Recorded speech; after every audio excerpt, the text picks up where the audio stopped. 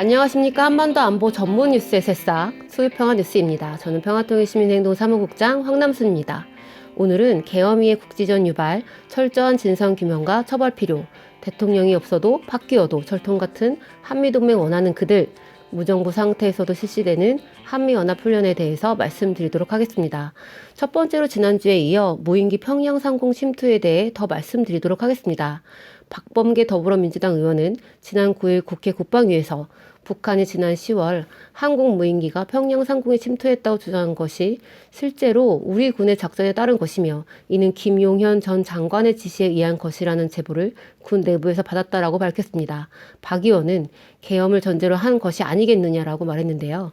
같은 당 부승찬 의원도 지난 12일 자료를 내어 평양 무인기는 소음이 커 전투용 부적합 판정을 받은 무인기 기종을 북한에 들키려고 투입한 것이고 북한의 보복 군사 행동을 유발해 남북 국지전을 일으키려는 의도로밖에 볼 수 없다고 주장했습니다. 해당 무인기가 최소 2km 반경에서 소음이 들릴 정도로 시끄러워 실전용이 아니라 교육훈련용으로만 사용하고 있다는 것입니다. 실제로 평양에 살고 있는 알렉산드로 마체고라 북한 주재 러시아 대사가 평양 상공에 나타난 시끄러운 무인기에 대해서 인터뷰를 한 적이 있습니다. 러시아 정부 기관지 로시스카야 가제타는 지난 10월 18일 마체고라 대사가 지난 9일 새벽 0시 30분쯤 평양의 중앙지역 상공에 드론이 비행하는 것을 목격했다며 대사관에서 담배를 피우려고 발코니로 나간 사람들 가운데도 그 소음을 머리 위에서 들을 수 있었다라고 전했습니다. 문제는 무슨 질문이든 확인해 줄 수 없다는 모호한 답변만 내놓은 국방부의 태도입니다. 국내에서 평양 침투 무인기와 비슷한 기종을 운용할 수 있는 곳으로 지상작전사령부, 드론작전사령부, 정보기관 등이 있습니다. 수사당국이 강제 수사에 나서 이곳에 있는 무인기 비행 기록, 무인기 재고 등을 확인하면 관련 의혹을 규명할 수 있습니다. 당장 조사해야 합니다. 지난 8일 드론작전사령부 예하부대 내 컨테이너 화재 배경도 수사로 밝혀져야 합니다. 김병준 민주당 의원은 이 화재로 평양에 갔던 무인기 장비가 불타는 증거인멸이 이뤄졌다라는 제보를 받았다고 주장했습니다. 국방부는 13일 이 화재가 방화가 아니라 전기 이상으로 발생한 것이라는 조사 결과를 밝혔죠. 조사해야 합니다. 증거가 없어지기 전에 수사기관에서 이왕 체포된 사령관들과 장관을 조사해서 진상을 밝혀야 합니다. 그런데 전세 역전된 현재 통일부나 국방부가 뭐라고 하는지도 살펴보도록 하겠습니다. 통일부는 지난 10월 한참 무인기 논란이 있을 때 취약한 체제 내부를 결집하고 주민을 통제하기 위해 외부의 위기와 긴장을 조성하고 과장해 활용해왔다. 갑작스럽고 유난스러운 무인기 소동도 유사한 의도가 있는 것으로 본다고 말했습니다. 대통령의 비상계엄으로 셀프 퇴진의 길을 가고 있던 9일에는 통일부는 말을 바꿔서 무인기 사건이 북한의 자작극이라는 의미는 아니었다라고 했습니다. 자, 국방부는 뭐라고 했었습니까? 국방부는 북한이 평양 상공 무인기 침투에 대해 강하게 반발하자 평양 무인기 삐라 살포의 주체도 확인하지 못한 북한이 평양 상공이 뚫린 것을 두고 끔찍한 참변, 공격 태세를 운운하는 것은 독재 정권이 느끼는 불안감이며 우리 국민의 안전에 위해를 가한다면 북한 정권은 종말을 맞이하게 될 것이라 얘기했습니다. 국방부가 지금도 모르쇠로 일관하지만 무인기 평양 침투는 국방부가 국지전 유발을 위해 저지른 일이라는 것이 사실로 드러나고 있습니다. 국방부, 통일부, 국민들한테 이렇게 거짓말을 했으니 벌 받아야 하지 않겠습니까? 민주당도 짚고 넘어가야 합니다. 민주당은 평양 상공 무인기 침투 직후 정부의 NCND, 즉 긍정도 부정도 하지 않는 태도를 비판하고 정부의 안보를 맡길 수 없다며 국가안보상황점검위원회를 만들었습니다. 박지원 의원이 위원장을 맡은 국가안보상황점검위원회는 첫 회의를 열고 정부의 입장을 이해하는 측면이 있다고 했습니다. 정부에 확인해 줄 수 없다는 입장이 어느 쪽이 했다 안 했다고 하는 것보다는 신중한 태도라고 긍정적으로 해석하고 싶다고 말했습니다.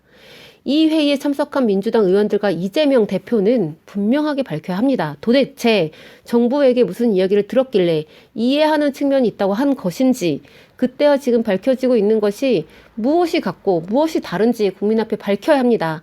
이거 굉장히 중요한 사안입니다.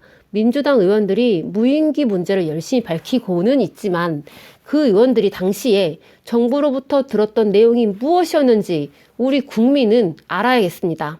또 하나 밝혀야 할 것이 11월 27일 백령도에서 실시된 자주포 200여 발 해상 타격 훈련입니다. 평상시에 하던 훈련이라고 볼 수 있지만 문제는 타이밍입니다. 11월 28일 북한이 32번째 쓰레기 풍선을 띄우자 합참에서 회의를 하고 있는데 국방장관이 전화를 해서 원천 타격을 요구했다고 하지 않았습니까? 12월 3일 밤에 계엄이 있었지만 그 전부터 준비와 모략이 있었다는 것이 밝혀지고 있습니다. 그렇다면 11월 27일에 백령도 해상사격 훈련도 북한과의 충돌을 유발하려고 훈련을 한 것은 아닌지 밝혀야 합니다. 현재 민주당은 윤석열과 김용현을 외환죄로 고발한 상태입니다.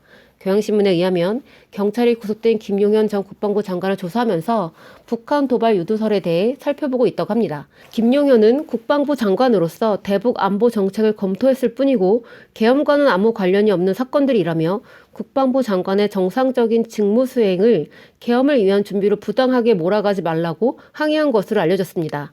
국방부는 국방을 책임지며 국민의 안전을 지키는 곳이지 전쟁을 일으키는 곳이 아닙니다. 검찰, 우린 믿을 수 없죠. 수사기관이 철저하게 조사할 수 있도록 국민들이 더 목소리를 내야겠습니다.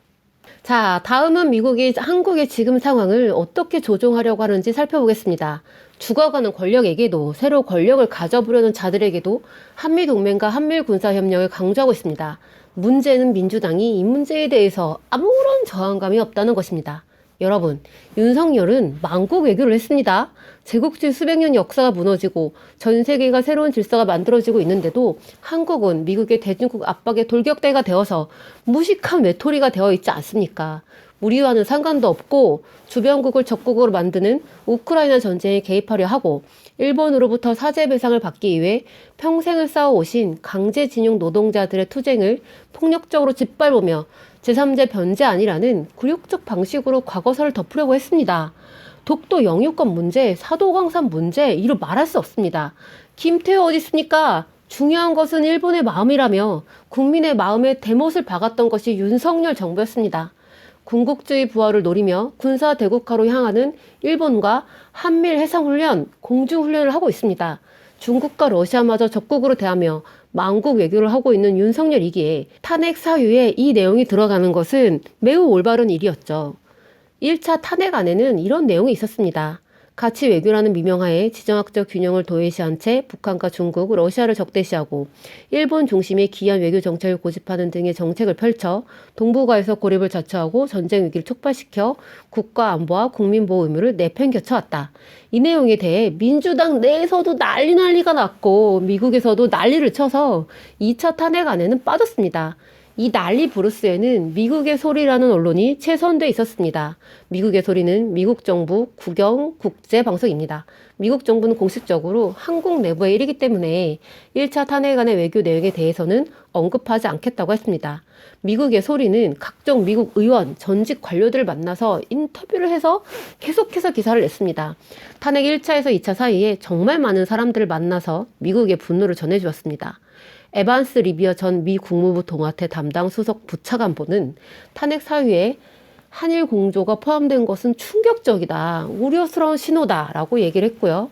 마이클 오헨넌 브루킹스 연구소 선임 연구원은 특히 미한일 관계가 개선되고 있는 상황에서 야당의 이런 주장은 잘못됐다. 동북아에서 점증하는 북한과 중국의 위협에 맞서기 위해서는 미한일 3국 공조가 그 어느 때보다 중요한 만큼 야당의 이 같은 비판은 적절하지 않다고 했습니다. 케네스 와인스타인 허드슨 연구소 일본 석자는 한국은 고립되지 않았다. 오히려 일본 태평양 지역에서 미국의 동맹과 더 가까워졌고 한국 야당이 반미 반일 의제를 내세운다면 이는 북한과 중국의 동맹의 결속에 대한 부정적인 신호를 보내는 것이고 윤석열 대통령이 탄핵되면 한국에 어떤 정부가 들어설지에 대해 다가올 트럼프 행정부에도 부정적인 신호를 보내게 되는 셈이다.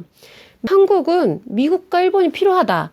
한국이 미국, 일본과 거리를 둬도 괜찮다고 생각했던 시대는 이미 지났다라고 지적질을 했습니다. 아주 기분이 나쁩니다. 미국이 한국을 이렇게 보고 있다는 것이죠. 여기에 대해 민주당은 13일 2차 탄핵안을 발표하면서 민주당은 대한민국 번영과 동아시아 평화에 핵심적 역할을 해온 한미동맹의 중요성을 누구보다 잘 알고 굳건히 지지한다며 한일 우호 협력 관계도 발전적이고 미래지향적으로 끌고 나갈 것이라고 밝혔습니다. 여러분, 만국 외교 달라지겠습니까? 민주당도 한미동맹에 대해선 국힘과 다를 바가 없는데 망국 외교에서 우리 탈피하겠습니까? 미국이 사전에 윤석열의 계엄을 인지하고 있었는지 없었는지는 저는 중요하지 않다고 봅니다. 알 사람들은 알았겠고 모를 사람들은 몰랐겠죠. 중요한 것은 미국이 이 상황에서 한국에 무엇을 단두를 치고 있는지 봐야 한다는 것입니다. 커트 캠벨, 미 국무부 부장관이죠. 동아시아 정책의 핵심 인물입니다. 이 사람이 12월 4일 계엄이 있자마자 한미동맹의 굳건함을 보여주는 것이 목표이고 우크라이나 전쟁에 북한의 파병과 무기 지원, 중국의 러시아 방위 산업에 대한 지원이 양대 위협으로 존재하고 유럽과 인도태평양 지역 동맹들이 협력해서 대응해야 한다고 말했습니다. 미국 발등에 부른 우크라이나 전쟁이니 한국이 우리를 계속 도와야 한다는 말이었습니다. 12월 5일 베단트 파텔 국무부 수석 부대변인은 한미일 3국 파트너십을 발전시켜 나갈 것이며 한미동맹과 파트너십은 양국의 특정 대통령이나 정부를 초월한다고 했습니다. 그러면서 자유롭고 개방된 인도태평양이라는 공동의 가치와 중국과의 관계를 책임감 있게 관리하는 것과 한반도의 완전한 비핵화가 양국 관계의 핵심이라고 말했습니다. 정권이 바뀌어도 윤석열 정권 2년 반 동안 기껏 만들어 놓은 한미일 군사협력은 털끝도 건드리면 안 된다고 경고한 것이죠. 토니 블링컨 미 국무장관도 조태열 외교장관과 전화통화하면서 인도태평양의 번영과 안정, 일본과의 굳건한 3국 파트너십을 강조했습니다. 로이드 오스틴 국방장관도 마찬가지입니다. 바이든 행정부가 인도태평양 지역을 최우선 작전 구역으로 설정하고 전례 없는 노력을 기울였으며 이로 인해 미한일 3국 협력이 중대한 진전을 이뤘다고 평가했습니다. 특히 동맹과 파트너십이 미국의 힘을 증폭시키는 핵심 요소라고 했습니다. 미국이 대중국 압박과 봉쇄를 하는데 자신의 힘만으로는 부족하니 동맹을 동원하여 자신의 전략을 배가시키는 것이 미국의 전략이었습니다. 미국은 계속 이 길을 갈 테니 한국 정부는 누가 됐던 왔던 길 이탈하지 말고 가라는 거죠. 미국의 돌격대에서 한치도 벗어날 생각을 하지 말라는 것입니다. 11일 잭 리드 상원 군사위원장은 한술 더 뜹니다. 한국, 일본, 필리핀, 호주 간의 협력은 다른 무엇보다도 적대 행위를 억제하는 데 더 많은 역할을 할 것이라면서 호주, 필리핀과도 협력을 이야기했죠. 미국은 대중국 봉쇄를 위해서 인도태평양 지역에 격자형 안보 구조를 만들고 있습니다. 미국의 동맹이라 봤자 몇 개 없습니다. 일본, 호주, 필리핀, 한국이 서로 얽히고 얽혀 촘촘한 그물망을 만드는 것이 미국의 전략이고 여기서 절대로 빠져나가서는 안 된다는 것입니다. 윤석열이 탄핵되고 한덕수가 권한대행을 하니 다시 한번 여기저기서 전화가 옵니다. 14일 임기 한 달 남은 바이든과 한덕수가 통화를 해서 한덕수의 재임 기간 동안 미한 동맹이 인도태평양 지역의 평화와 안정을 위한 핵심 축으로 남아 있으라고 했습니다. 폴 러케메라 주한미군 사령관은 철통 같은 한미동맹을 언급하면서 계획된 한미연합훈련을 차질 없이 잘 수행하겠다라고 한덕수와 통화를 했습니다. 16일 존 커비 백악관 국가안보소통보좌관은 한국이 우리에게 매우 중요하고 대단한 동맹이며 미국은 이 동맹에 계속 헌신할 것이라고 말했습니다. 한국이 계속 헌신하라는 것이죠. 17일 상원 외교위원회 소속인 리케치 의원은 또 한국 야당이 중국의 악의적인 영향력에 대응하기 위해 미국, 한국, 일본 간의 관계가 얼마나 중요한지 인식하길 바란다면서 그것은 미국에서 초당적이며 한국도 같은 시각으로 바라보길 바란다고 밝혔습니다. 윤석열 탄핵 이후의 핵심은 개헌이 아닙니다. 핵심은 우리 사회의 근본적 모순을 극복해가는 힘을 마련하고 새로운 사회를 만들어가는 것입니다. 남의 손에 의해 분단이 되어 80년 가까이 전쟁하며 살고 전 세계에서 내노라 하는 사대적인 나라, 대한민국 정부 수립 이후 지금까지 정치인의 뼛속 깊숙이 사대와 굴욕이 사무쳐 있는 나라에서 자주적인 사회로 바뀌는 힘을 만들어야 하지 않겠습니까? 미국의 내정 간섭, 식민지에서 벗어나야 새로운 사회가 됩니다. 민주당 가지고는 안 됩니다. 민주당은 그럴 생각이 털끝만큼도 없습니다. 마지막으로 무정부 상태에서 실시되는 한미연합 군사훈련 대북전단 살포, 대북 확성기 방송입니다. 한국은 대통령이 탄핵되고 국방부 장관이 구속되어 있습니다. 이 상황에서 만약에 군사적 충돌이 벌어지면 통제하고 조정하고 명령을 내릴 사람이 없습니다.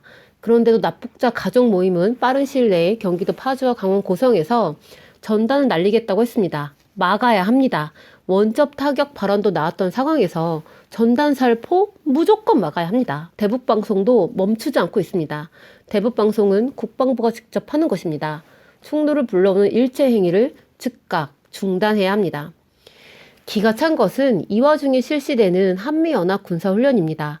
미국의 경찰기인 RC-135V 리벳 조인트가 9일 오전 일본 오키나와 가데나 공군기지를 이룩해 서해와 동해를 4차례 왕복 비행하며 정찰했습니다.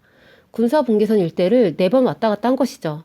12월 5일 군산에서 공군 38 전투 비행 전대와 미 8 전투 비행단이 화생방 훈련을 함께했고 6일에서 8일에는 한미 해병대가 훈련을 한 사진을 미 국방부가 공개하기도 했습니다. 9일부터 13일까지는 중원기지에서 한미공군이 7차 쌍매 훈련을 실시했습니다. 이번 훈련에는 KF-16과 F-16이 투입됐습니다. 한미공군은 방어 제공, 근접 항공 지원, 실무정 폭격 등을 집중 훈련했습니다. 이게 끝이 아닙니다. 12월 16일에는 한미연합 공중훈련이 또 실시됐습니다. 주한미공군 군산기지의 제80 전투비행대 소속 F-16 파이팅 펠컨 전투기 2대가 16일 한국의 필승 사격장에서 한국공군 F-15K 슬램이그 전투기 3대와 함께 근접 항공 지원을 포함한 실사격 훈련을 진행했습니다. 이번 훈련에는 F-16 2대가 MK-82 자유낙하식 폭탄 여러 발을, F-15K 2대가 GBU-38 합동 직격탄 2발을 모의 표적을 향해 투하했다고 7일 공군이 설명했습니다. 미국은 같은 날 일본 인근 해역에서 B-52 전략 폭격기를 동원한 가운데 일본 항공자위대 전투기들과도 공중연합훈련을 실시했습니다. 장수만 달랐지 실시간으로 한미일 연합공중훈련을 실시되었다고 봐야죠. 오늘 수요평화 뉴스는 여기까지입니다. 감사합니다.